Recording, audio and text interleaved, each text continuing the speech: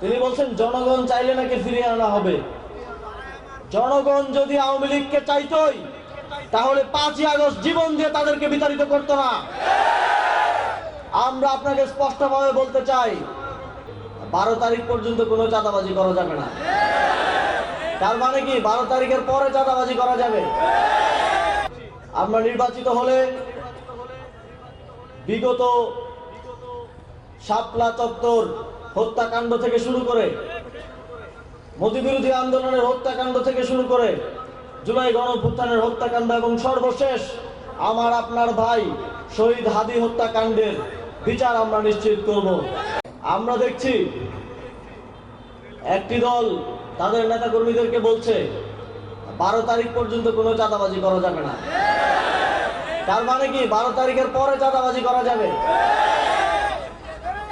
সুতরাং বাংলাদেশের জনগণকে আমরা বলতে চাই, তারা ক্ষুধার্ত শকুনের মতো বসে আছে। 12 তারিখ যদি কোনোভাবে নির্বাচনটা দিতে আসতে পারে, 12 তারিখের পরে আপনারা আর শান্তি পাবেন না।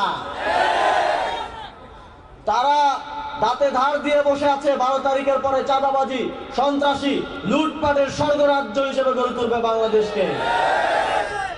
সুতরাং ন্যায় ও ইনসাফের পক্ষের সকল নেতাকর্মীকে, বাংলাদেশ খেলাফতে মজলিসের, বাংলাদেশ জামাতে ইসলামীর, জাতীয় নাগরিক পার্টির, খেলাফতে মজলিস, আমার বাংলাদেশ পার্টি সহ 11 দলীয় জোটের সকল নেতাকর্মীকে এখন ঐক্যবদ্ধ হয়ে বাংলাদেশের 18 কোটি মানুষের মুক্তির জন্য, সুন্দর একটি বাংলাদেশের জন্য কাঁধে কাঁধ মিলিয়ে লড়াই করতে হবে। আমরা 11 দলীয় জোটের পক্ষ থেকে জানিয়েছি, আমরা নির্বাচিত হলে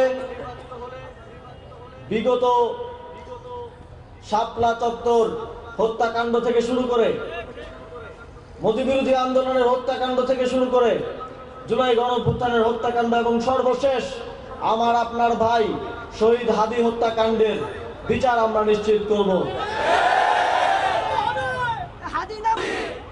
একটি রাজনৈতিক দলের প্রধান একটি আন্তর্জাতিক সংবাদ মাধ্যমে আওয়ামী লীগের শেখ হাসিনার সন্তানদের রাজনীতিতে ফিরে আনার কথা বলছেন। তিনি বলছেন জনগণ চাইলে নাকি ফিরিয়ে আনা হবে। জনগণ যদি আওয়ামী লীগকে চাইতই তাহলে 5ই আগস্ট জীবন দিয়ে তাদেরকে বিতাড়িত করতো না। আমরা আপনাকে স্পষ্টভাবে বলতে চাই,